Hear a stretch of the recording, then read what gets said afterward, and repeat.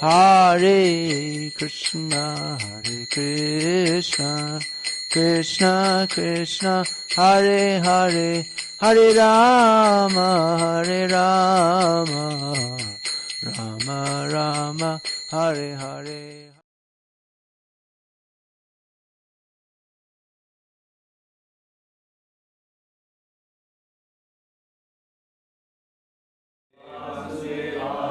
Om Namo Bhagavate Vasudevaya.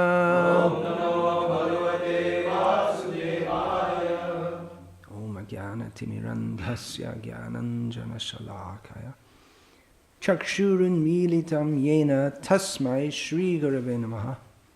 Nama Shreshtham Manamapi Shakchiputram Atra Swarupam Rupam Tasyagrajam Urupuring Mathurim Goshtavatim Radha Kundam Girivaramaho Radhika Madhavasham Prapto Yasya Prathita Kripaya Shri Gurum Tam Natosmi Andeham Shri Guru Shri Adhav Parigamalam Shri Gurun Vaishnavanscha Shri Rupam Sagrajatam Sahagana Raghunathan Vitam Tam Sajivam Sadvaitam Savadhutam Parajana Sahitam Krishna Chaitanya Devam Shri Radha Krishna Padan Sahagana Lalita Shvishaka Shri Radha Yav Pranaya Mahima Kidrisho Vanayaiva Svadyo Yenadbhuta Madhurima Kidrisho Va Madhyeha Sokyam Chatsya Mad Anubhavata Kidrisham Viti Lopat Tadbhavardhya Samajane Shatchi Garba Sindhu Harinduhu Hare Krishna, Krishna Krishna, Hare Hare, Hare Rama, Rama Rama, Hare Hare. Song of Srila Bhaktivinoda Thakur's composition. Vishoy bimudha a mayavadi jan, bhakti shunya duhe pran dhare akaran. Ei dui shanganat na hoy amar, prarthana koriye ami charane toma. She due madhe vishoy tabu bhalo, mayavadi shanga nahi magi kono kala. Vishoy hridoy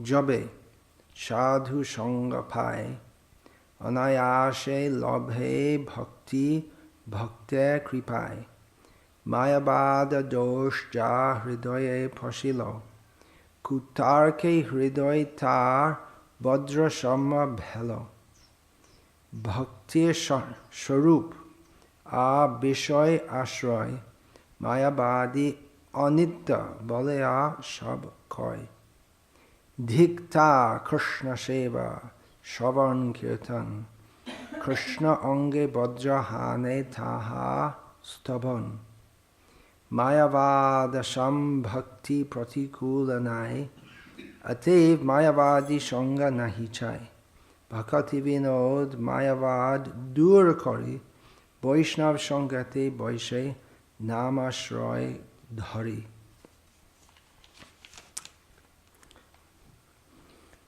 So even if you didn't understand all that was said, you could understand that it's about Mayavad. It's actually about Mayavadis. Yeah, about Mayavadis. And you can imagine that it's nothing very flattering to them. This comes in the Sharanagati series of songs by Srila Thakur Bhaktivinoda. In this section, Pratikulya Varjam, giving up that which is unfavorable to devotional service, or pratikul actually means more like inhibiting, antithetical to devotional service. So, this is based on Rupa Goswami's instructions, which we find in his Upadeshamrita. The 6 things which are pratikul to devotional service are atyahara prayasas cha prajalpaniyamagraha. What is it? Sangha. Jana sangas. Jana sangha. Jana sangha. Chalolyam cha.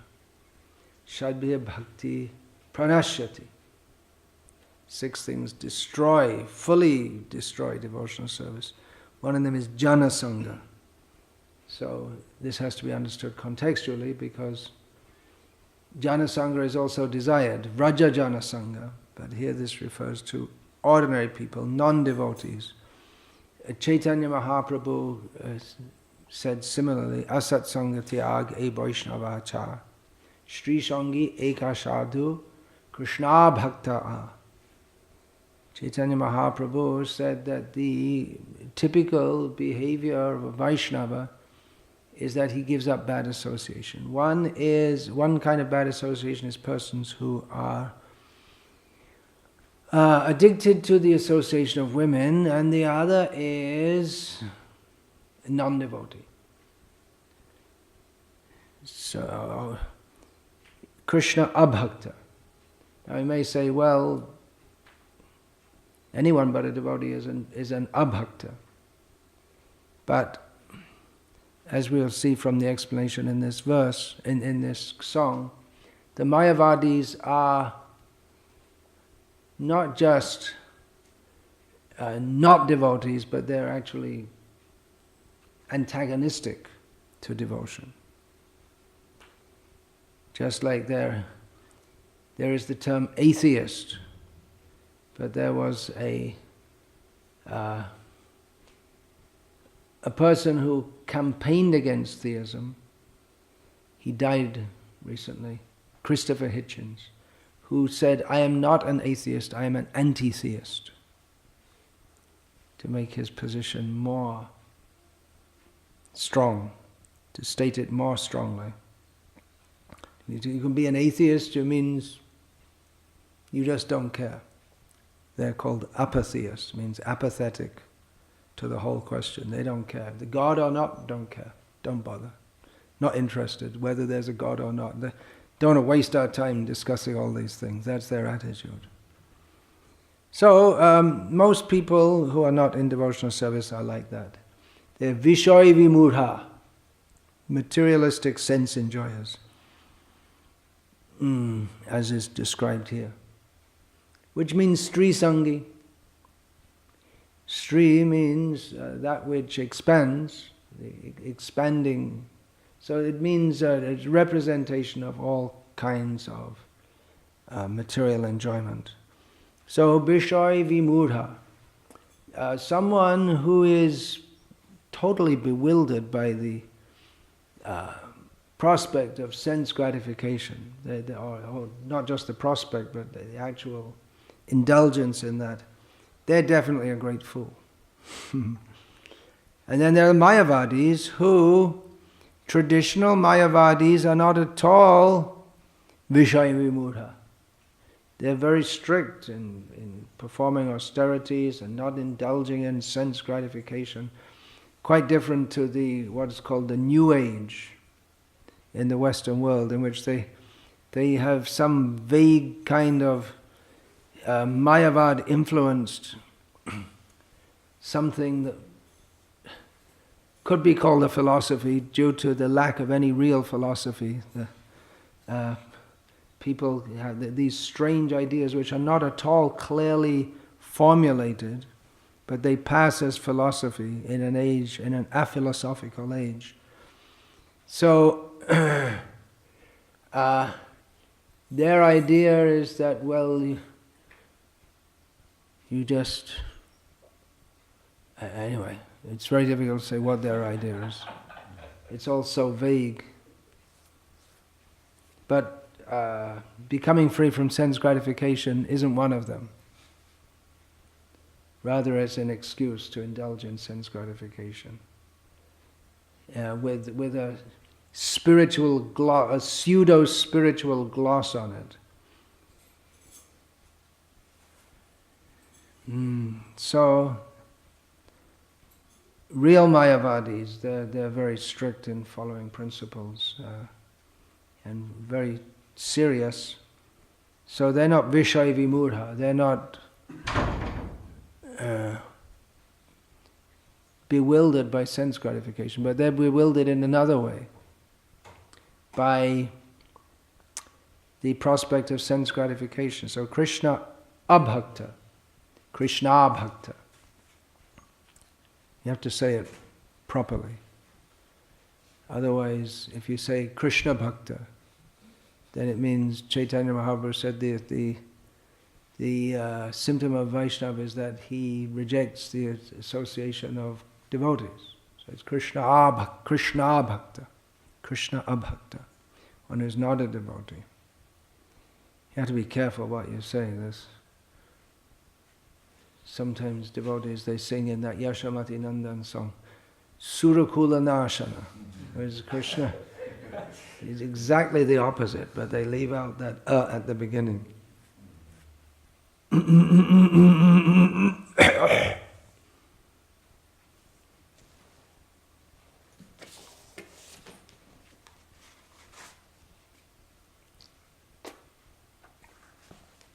So, Vishaya Vimurha Mayavadi Jan Bhakti Shunna Duhe Pran Dhare Akaran.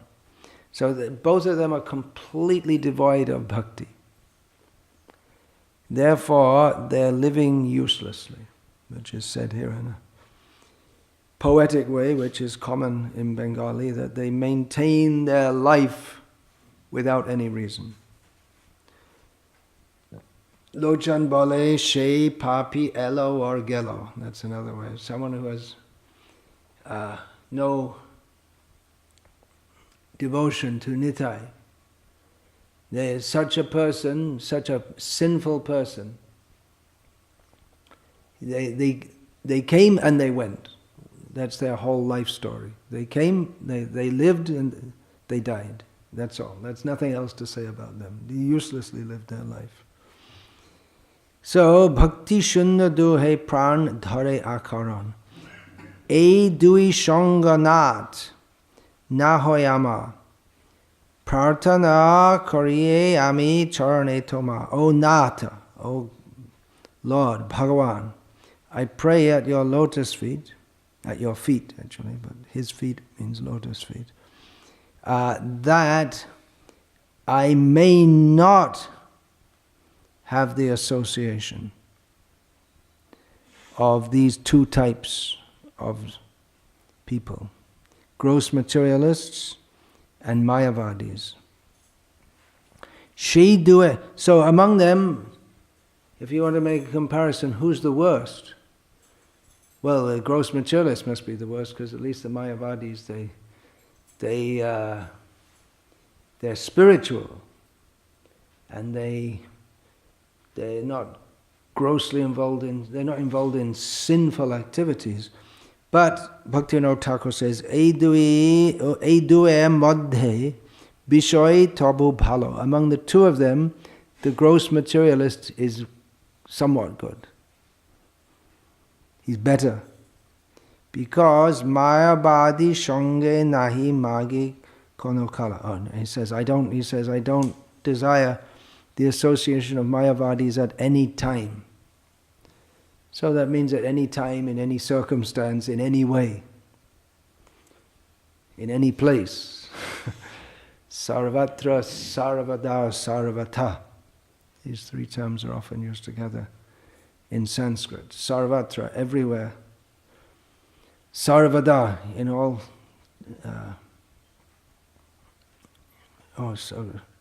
Sarvakal, and at all times. And then the sarvata, in any way. So, Bishoy hridoy jobe sadhu sangapai. When a materialist gets the association of a devotee, then then what happens? Anayashe labhe bhakti bhakte kripai. Then very easily he can take to devotion by the mercy of the devotees. Mayavadi dosh ja hridaye pashilo.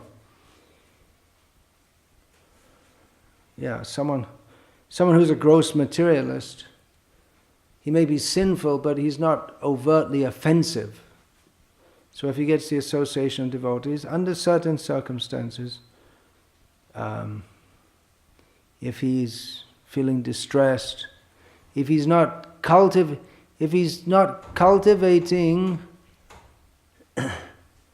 offenses to Krishna by bad association. He may be a gross materialist, but interested in sense gratification, but not an out-and-out demon. Someone who's interested in sense gratification is foolish, but not overtly offensive to Krishna or the devotees, and whose indulgence in sense gratification is not grossly demoniac. So such a person, if they get the association of a devotee, especially in a time when they're feeling distress, which always happens for the materialists, they go through ups and downs. So if they get the association of a devotee in that circumstance, then by the mercy of the devotee they can take to devotional service. In some cases it happens. It's also, if they have some previous sukriti, they'll generally be more responsive to the mercy of the devotees. But Mayavadi dosh cha hridaye pashilo kutarke hridayata bajra shama bhelo. But in the case of those within whose heart the fault of Mayavad has entered, then due to the whole philosophical system, which is spurious reasoning and very convoluted reasoning, kutarka, bad reasoning, because of that their heart becomes hard, like a thunderbolt. That thunderbolt example is always given as an example of something hard, because the thunderbolt can crumble or pierce and reduce to rubble big mountains. The thunderbolt is so hard. So one's heart becomes very hard. This word kutarka is also very much applicable to these Ritvigvadis, who they make this very convoluted system of argumentation in which they take one quote from here, one quote out of context from one place, another quote out of context from another place, put them together and build their argument, and they do the same thing when they want to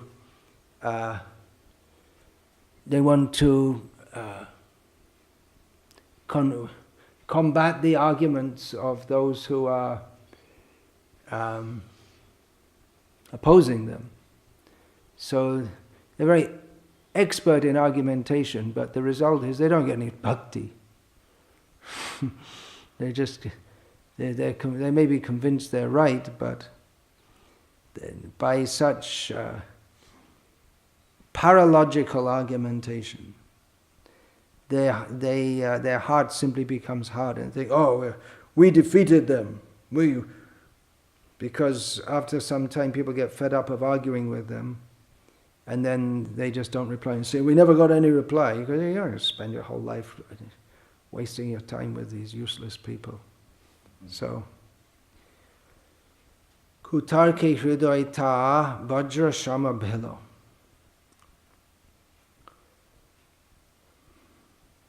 So, bhakti sharup a bishoy ashroy Mayavadi anitya balaya shabkoi. The Mayavadis say that the very nature of bhakti.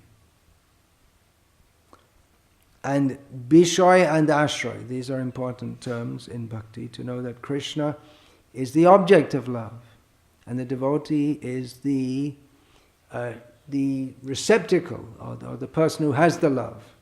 So bhakti is exchanged between the devotee and Krishna and the devotee.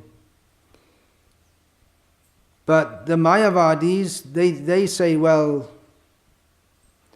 this is all temporary. When you really come to the highest level, then none of this matters. That's all right. That's all right for people on a lower level.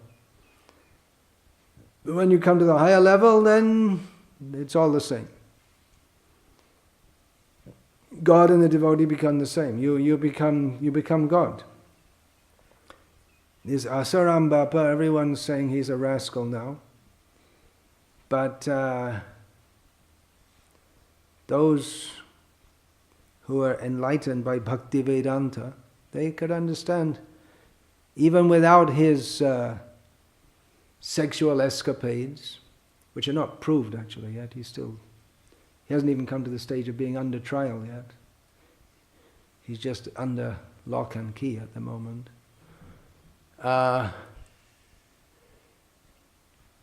So Jashamati Nandam Prabhu told me this years ago, that someone had told him that on TV, he regularly used to give lectures on TV. Then he had said that this Panduranga told Tukaram, one day Tukaram would come every day to the temple of Vitthal to glorify Vitthal, and one day Vitthal said to him, why are you coming? You don't have to come anymore. Now you're liberated. You and me are the same. You don't have to come anymore. Such a rascal. By telling stories which seem like stories of bhakti, he wants to kill bhakti. That's why we should never associate with such people. Even if he's Vishaivi Mudha, he's running after girls, that's not as bad as his offenses to Krishna. People think that he's very bad because he's running after girls. That's not the worst thing. The worst thing is his offensiveness to Krishna. Within Krishna consciousness also, those who we become very upset, and rightly so, if someone who is a spiritual leader falls into gross sense gratification. But that's not as bad as misrepresenting the philosophy of Krishna consciousness, so that people, by following such supposed spiritual leaders, they think that they're making spiritual advancement when they're not actually, because they didn't clearly differentiate between what is real and what is not. The beginning of Bhagavatam, it states that Srimad Bhagavatam, it distinguishes reality from illusion for the benefit of all.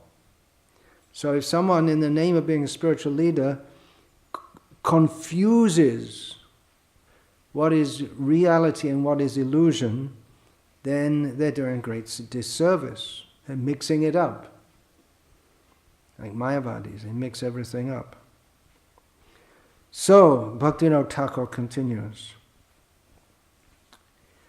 Dhik ta Krishna Sheva Shravan Kirtan. You may say, well, the Mayavadis, they also chant Hare Krishna, and they may also hear about Krishna, but Bhaktivinoda Thakur said, Dhik, how nasty. He rejects. Fie, the English word, old English word, fie on the supposed service to Krishna and hearing about Krishna and chanting about Krishna. Krishna onge bajrahane taha stabon. Their prayers to Krishna are just like throwing thunderbolts at him, like enemies. Elsewhere, Bhaktivinoda Thakur writes that the weapons thrown at Krishna by the demons, they're not as painful to him as the prayers of the Mayavadis. There's a complete hypocrisy in their supposed bhakti. Mayavada Sham Bhakti Pratikulanai. So this is in the section about that which is inimical to bhakti. So Bhaktivinoda Thakur says that there is nothing as unfavorable to bhakti or antithetical to bhakti as this Mayavad. Krishnadas Kaviraj Goswami also says that at the beginning of Chaitanya Charitamrita, when he's explaining Kaitav Dharma, he says that Taramadhe Mokha Bancha Kaitav Pradhan Jaha Hoite Krishna Bhakti Hoy Antardhan. He says that the Kaitav Dharma, cheating dharma, is dharma, artha, kama, moksha. And among that, the desire for moksha is the worst, because due to that, the Krishna Bhakti becomes completely spoiled. There's no chance of it ever happening.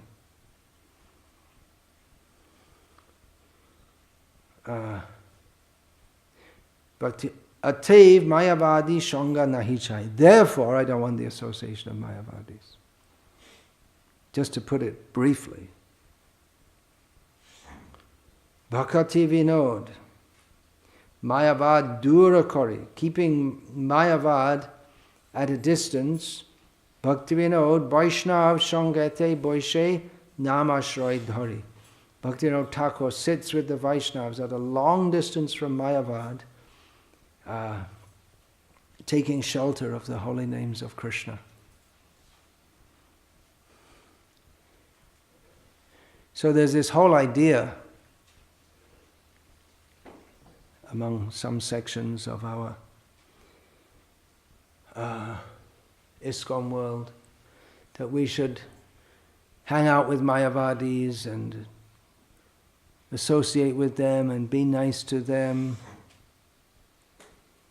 and gradually they'll become devotees. But it seems that the devotees are becoming more like Mayavadis because they don't straightforwardly speak about Krishna. Here Bhaktivinoda Thakur states that gross materialists, if they get the association of devotees, they can take to bhakti. But he says that Mayavadis won't. Therefore, Bhaktivinoda, who's Mahabhagavat, Paramahamsa, topmost Vaishnava, he says, I don't want to associate with Mayavadis. And what will we little flies do? Keep a distance. If we get in contact with them, then we should follow the example of Chaitanya Mahaprabhu, who politely, no doubt, but very clearly told them that their philosophy is all wrong. And he didn't just make friends with them on some kind of chummy basis. That, okay, let's be friends, and let's just be friends. And friends means you won't discuss philosophy. If someone's actually a Vaishnava and he's with a Mayavadi and they don't discuss philosophy, if they're going to be friends, which anyway is not possible, but then they means not discussing philosophy. Otherwise, you follow the example of Srila Prabhupada and Bhaktisiddhanta Saraswati. When they came in association, they combated them. With Dr. Mishra in New York, when Srila Prabhupada first went there, Srila Prabhupada, in a friendly manner, no doubt, it's described, they would be shouting at each other. This Dr. Mishra was a self-styled Mayavadi guru. Then afterwards they'd be friends. So on a personal level they were friends, but Srila Prabhupada didn't let up he didn't let him get away with his Mayavad. And Srila Prabhupada, when he first came to New York, he would go to Dr. Mishra's yoga studio until he got his own following, and then he never went there ever again. He never had anything to do with him. So the example of our acharyas and our devotees is that we don't mix with Mayavadis. If we do come in association with them, we let them know that they're wrong. We may tolerate them to some extent, depending on some circumstance. Just like Srila Prabhupada, in Japan, Bhurijan Prabhu, his disciple, was there. This was, of course, many years ago, about 1972, something like this. So Bhurijan Prabhu had arranged a program for Srila Prabhupada to speak, but the Indian people who had arranged that program, they also called their own guru to speak. And he spoke in Hindi, and Srila Prabhupada sat there chanting japa. And then after some time in the middle of the lecture, he suddenly told the devotees, "Get up, do kirtan." And interrupted and stopped his whole program. As a result of which the Indian people who were favorable and who were talking about, they were wanting to help the devotees and get a proper place, then they lost interest because they thought that the Hare Krishna guru had misbehaved with their guru. But afterwards the devotees asked that, why did you listen for some time? Why did you suddenly stop his speech? Because they didn't understand, because Srila Prabhupada was speaking in Hindi, which they didn't understand. So Srila Prabhupada said what he was saying was all right for some time, because a lot of time they speak what is all. I mean, I don't often, well, I have heard of sometimes. They may speak on Krishna Lila in a way that, if you hear it, might not seem philosophically wrong. There's not much philosophy there. Or they may talk about be good, don't hate anyone. So there's nothing grossly wrong with that.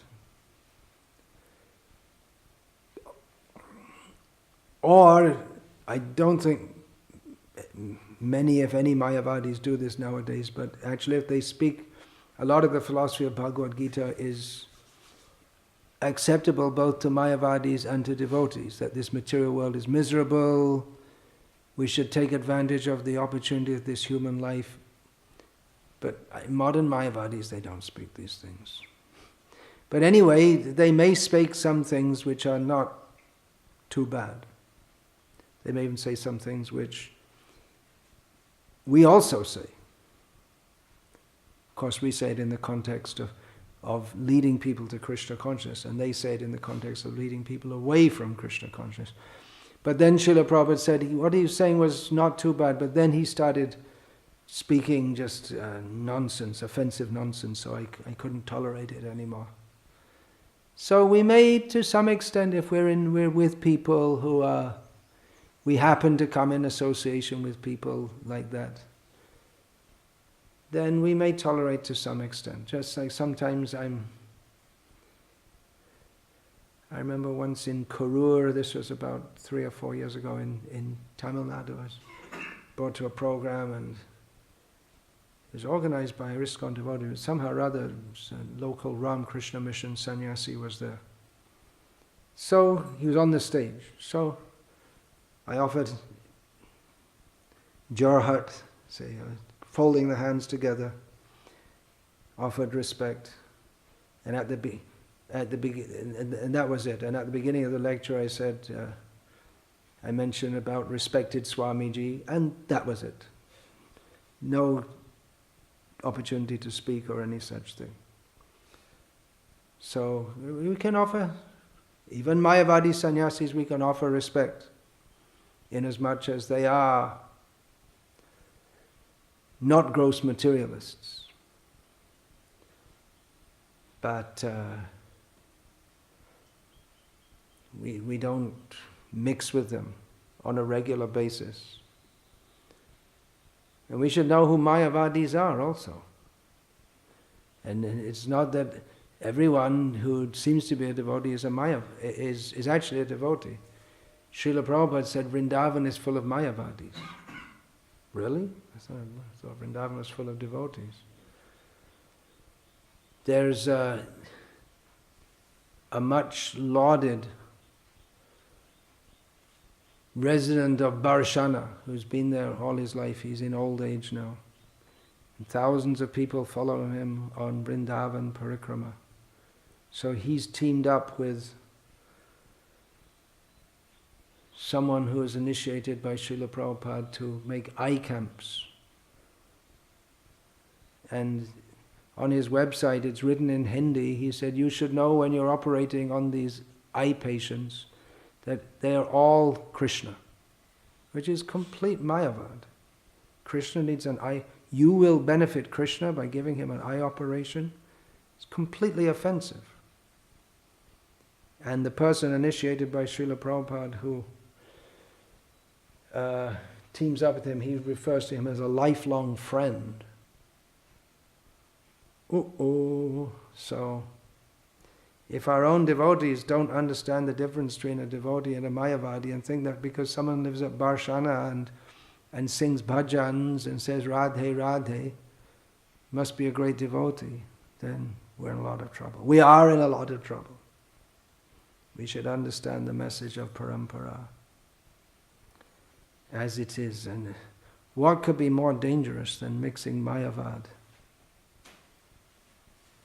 with supposed bhakti? Then everything's spoiled. So, Hare Krishna. Then everything is spoiled. Shouldn't speak in Indian English. Any question, comment? Question or comment? Yes, please. Where Mayavadis fit in Chaitanya Mahaprabhu's plan to deliver the whole world? Where do Mayavadis fit in Chaitanya Mahaprabhu's plan to deliver the whole world? They're not part of that plan. They have to become part of it. That's stated in Chaitanya Charitamrita in chapter 7 of the Adi Lila that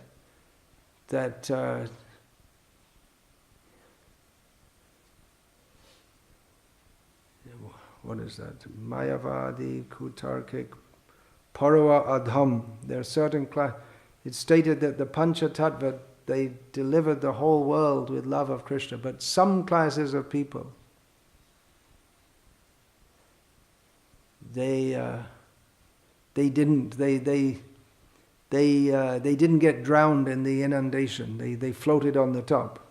They avoided getting drowned. That's Mayavadi, they're stated. Kutarkik means logicians. Parava Adham, the lowest of the student class. So they weren't attracted. But then Chaitanya Mahaprabhu took sannyas and everyone came. Shabe Erailo Matro Mayavadi Gandhi. They all got taken in except the Mayavadis. They were just determined. So Chaitanya Mahaprabhu, he made some special arrangement to bring them in also. At first he avoided them. And even his devotees, they didn't even dare to try to change the minds of the Kashiya Mayavadi, the Mayavadis of Varanasi. Chaitanya Mahaprabhu did that.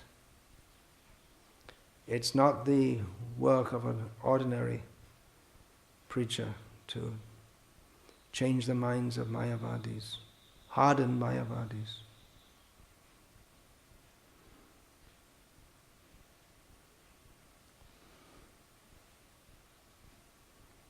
Doesn't mean we shouldn't speak against their philosophy, but to actually change them is very, very difficult because their heart is so hard. One devotee made an observation. He first came to Vrindavan, initiated by Srila Prabhupada also. He first came to Vrindavan in the 1970s from the West. And he learned Bengali, Hindi, Sanskrit. And recently he commented that in Vrindavan now, even the Mayavadis, they speak more about bhakti and the glories of bhakti. So even though they may not have a very clear conception of it, the effect of Srila Prabhupada's preaching It's had tremendous effect at all levels. In one book written, I believe in the 1980s, called Hare Krishna in India, written by a Western scholar, he said that the effect of Srila Prabhupada's disciples, the effect of ISKCON in Vrindavan, had been that now among the people of Vrindavan, to be devotee, to have more bhakti is considered more prestigious, whereas previously they didn't care very much. Last summer in England, a godbrother of mine who was he was in Vrindavan in the mid-1970s. He's from England, but actually from Scotland. I first saw him in Vrindavan when I first went there, or second time went there in 1977. So he was there during the period when the Krishna Balaram temple was being constructed. And he told me that recently he went and he spoke with one of the dignitaries of, in one of the most respected people in Vrindavan. That's, who's that, Srivatsa? Srivatsa Goswami, is it? That would be at Radharaman Gera. So he said that this Goswami said to him that your Bhaktivedanta, by making his temple there, he shamed us into raising our deity worship standards. And actually it used to be in Vrindavan, most of the temples were all dirty and cobwebs and not cared for. And one reason there's no money. No one was coming. Vrindavan, who was known? Hardly anyone was going to Vrindavan. And there are a lot more temples now also, a lot more everything. So it was a very quiet place. You could take a nice peaceful walk from Krishna Balaram temple to the town of Vrindavan. It was outside the town. You could walk, and the fields on both sides, with an ashram here and there, to the town, that town at Loi Bazaar and Gopinath Bazaar and Ajmandi and all that area.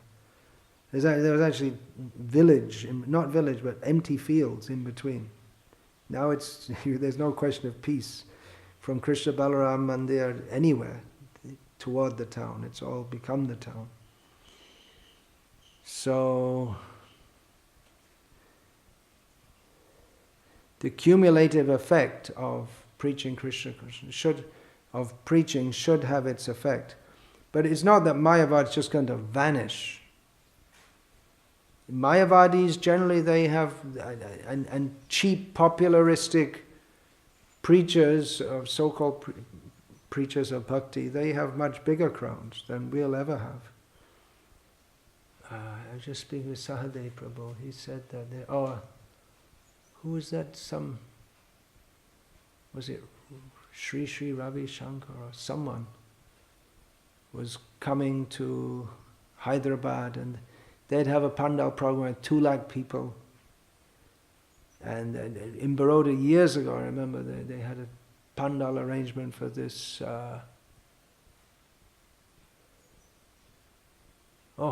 What's his name? That Ramayan Kataka, Murari Bapu. And there's an arrangement for more than 1 lakh of people every day. So we'll never get those kind. Our message is not a popular message. Of course, it may be, but it may come to that. But if we speak the truth, what we need to speak, then we can't expect that many people are going to come for it. If we entertain people or make them feel good, then many people will come. But simply to make people feel good and make some semblance of bhakti and think that we're doing great preaching because many people come, that's not great preaching at all. That's just that's cheating. Better to give one person the real thing than millions of people a diluted nonsense. That was the motto of Srila Prabhupada and Bhaktisiddhanta Saraswati Thakur. If for all my endeavors I could make one person a pure devotee, I would think my mission successful. Bhaktisiddhanta Saraswati Thakur said, and Srila Prabhupada said. So, widespread kirtan, yeah, I invite everyone, please come. Join the kirtan, take prasadam. But we have to give the message also. Everyone's welcome to the kirtan. Festivals, Rath Yatra, let everyone come, but we should speak the message also.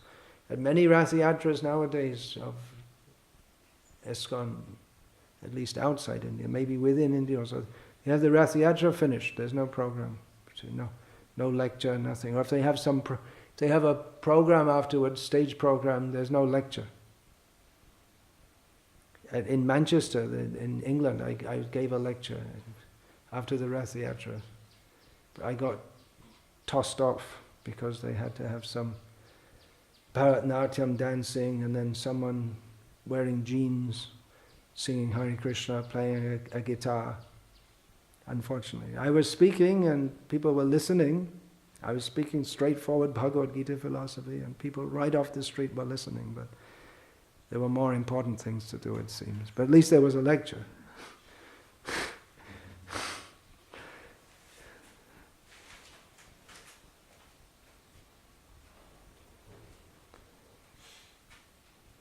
Yeah.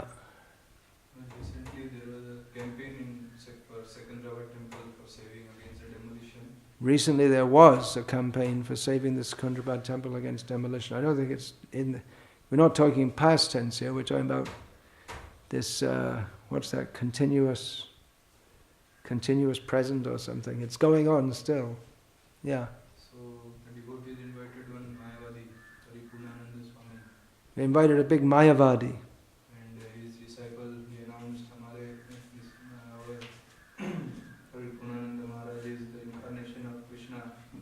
And the disciple announced that he's an incarnation of Krishna. So, should we invite such people? Well, in cases like that, we could invite people who have a lot of influence, whoever they are, if they're willing to be favorable with us, but not if they're going to talk such nonsense. How to balance the two things. Srila Prabhupada, while saying that we're not Hindus, whenever there was any threat against the movement in the West, he would always enlist the Hindu support. So it's how to, according to the Bengali saying, go fishing without getting wet. Mach dharile pani chuebena. When you don't. So it's not very nice, but anyway, Srila Prabhupada quoted it, so I will too.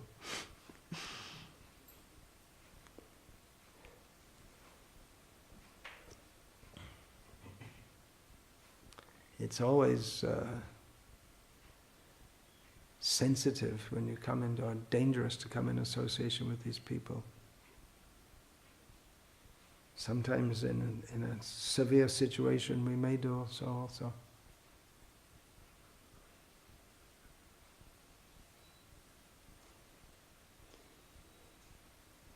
It's a question that how far do we go? We're against cow slaughter, and we might lend support in some ways to a campaign run by Mayavadis to stop cow slaughter. We appreciate that. But then how much do we get involved with them? How far do we go? We have to see.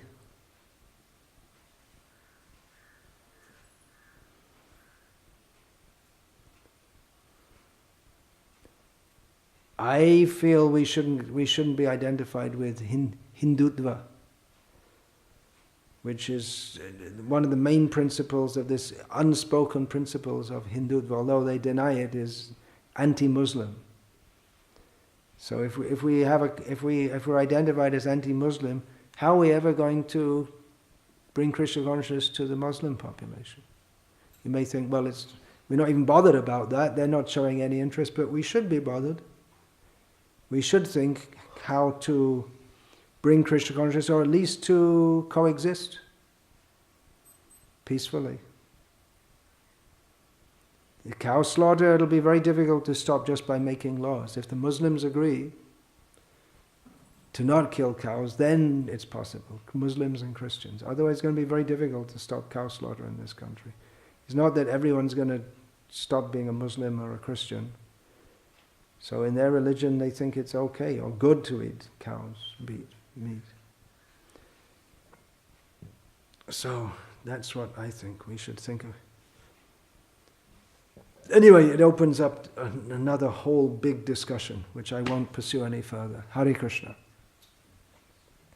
All glories to His Divine Grace, Srila Prabhupada.